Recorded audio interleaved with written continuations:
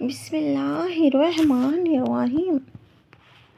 محبت اور نکاح کی حقیقت۔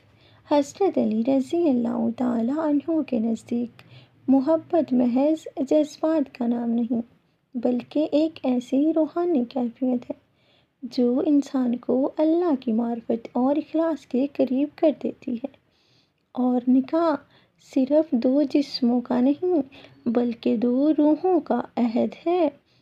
نمبر 1، محبت کی حقیقت۔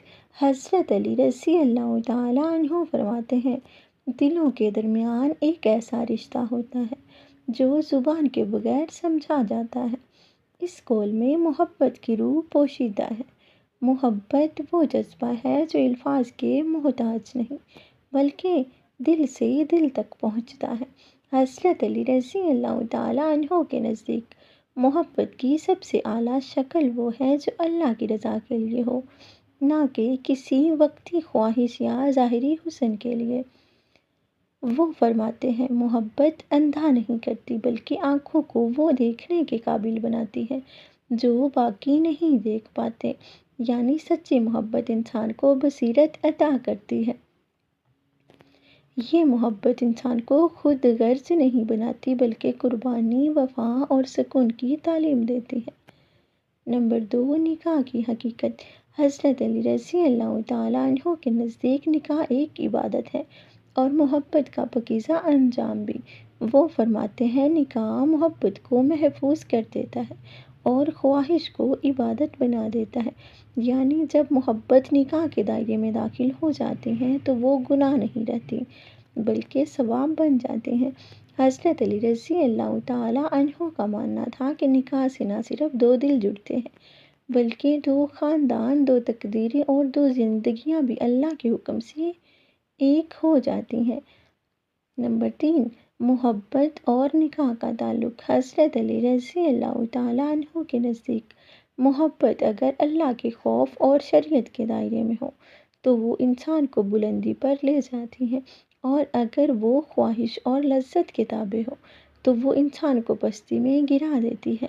ایک موقع پر فرمایا، جب تم کسی سے محبت کرو تو اللہ کے لیے کرو، کیونکہ جو محبت اللہ کے لیے نہیں ہوتی وہ دیر پا نہیں رہتی۔ یہی اصول نکاح پر بھی لاگو ہوتا ہے۔ اگر رشتہ اللہ کی رضا کے لیے ہو تو وہ کبھی ٹوٹتا نہیں بلکہ آزمائشوں میں مضبوط ہوتا ہے۔ نمبر 4، حضرت علی رضی اللہ تعالیٰ عنہ کا ایک اور قول۔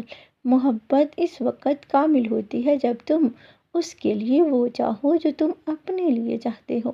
یہ دراصل اظہار کی تعلیم ہے۔ نکاح میں یہی اظہار محبت کو دوام بخشتا ہے۔ شوہر اور بیوی جب ایک دوسرے کے آرام کو اپنی خوشی میں مقدم رکھتے ہیں تو گھروں میں سکون، دلوں میں رحمت اور زندگی میں برکت آتی ہے۔ نمبر 5، محبت اور نکاح کا فلسفہ۔ حضرت علی رضی اللہ تعالیٰ عنہ کے مطابق محبت اللہ کی رحمت کا عکس ہے اور نکاح اس رحمت کی تکمیل ہے۔